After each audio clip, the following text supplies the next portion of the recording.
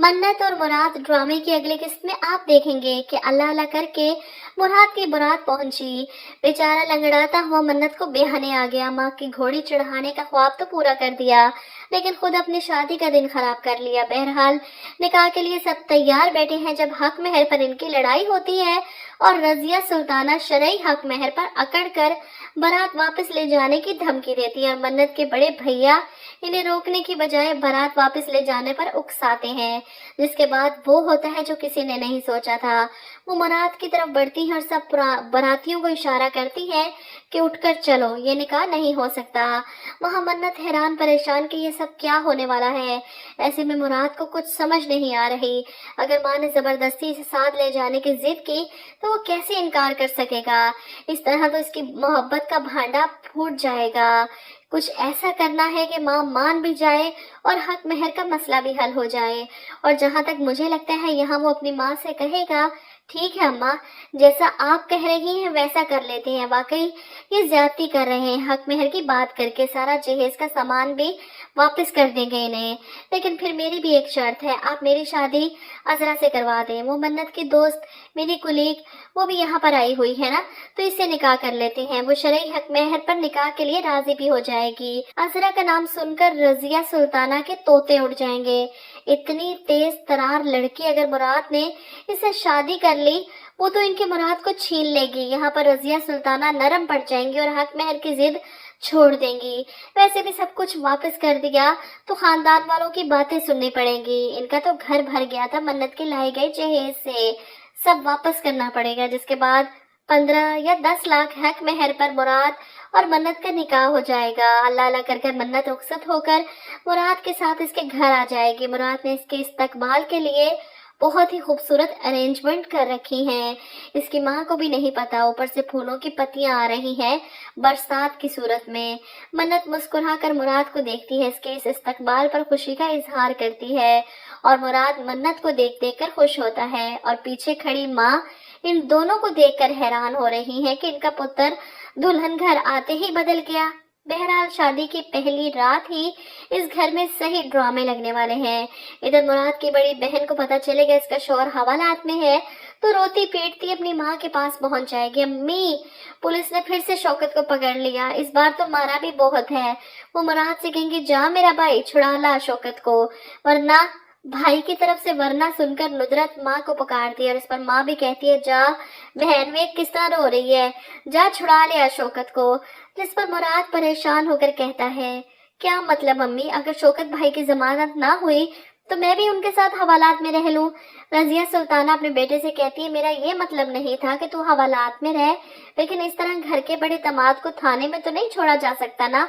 ऐसे में आप देखेंगे कि मुराद की छोटी बहन जो भाभी को उनके कमरे में लेकर गई थी ताकि पहले ही दिन इन पर गलत इंप्रेशन ना पड़े कि इस घर का बड़ा दामाद थाने में बंद है।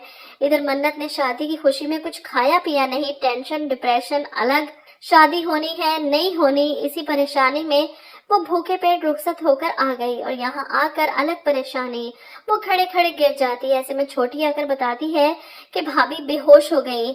मुराद सब कुछ छोड़कर कमरे की तरफ भागता है। माँ हैरान होकर इसके पीछे, इनका बेटा किस तरह तड़प गया। इधर माँ बहनें सब कमरे में मौजूद हैं। मुराद जबरदस्ती मन्नत को जूस पिला रहा है, पियो, ये तुम्हें पीना पड़ेगा, और मन्नत इनकार कर रही है, नहीं मुराद, मुझसे और नहीं पिया जाएगा। माँ हैरत से अपने बेटे को देखती है और कभी बहू को। वहीं बहनें भी हैरान हो रही हैं, ये क्या हो रहा है। नुदरत आंखों ही आंखों में अपनी माँ को इशारे करती है, ये चल क्या रहा है। इनके ख्याल में जमाना अभी भी इन्हीं का है जब दुल्हन का इतना लंबा सा घूंघट होता था और 2-4 महीने तो वो शोहर को सही से देखती भी नहीं थी। नखरे दिखाना तो दूर की बात। अपनी माँ को कमरे से बाहर ले जाकर नुदरत कहती है, अम्मा, मैं तो कहती हूँ छोड़े शौकत को, उसको रहने दे एक रात हवालात में। अब इस मुराद का तो कुछ इलाज करें, ये तो आते ही जोरू का गुलाम बन गया। माँ भी अच्छे से समझ रही है कि बेटा आज अगर बीवी के पल्लू से बंध गया तो माँ के हाथों से निकल जाएगा, इसलिए फौरन माँ बेटियां मिलकर ड्रामा शुरू करती हैं। रजिया सुल्ताना सर पर दुपट्टा बांधकर रजाई लेकर लेट जाती है हाय हाय करने, और छोटी फौरन भाई के कमरे में इन्हें बुलाने पहुंच जाती है। अम्मा की तबीयत बहुत शदीद खराब है।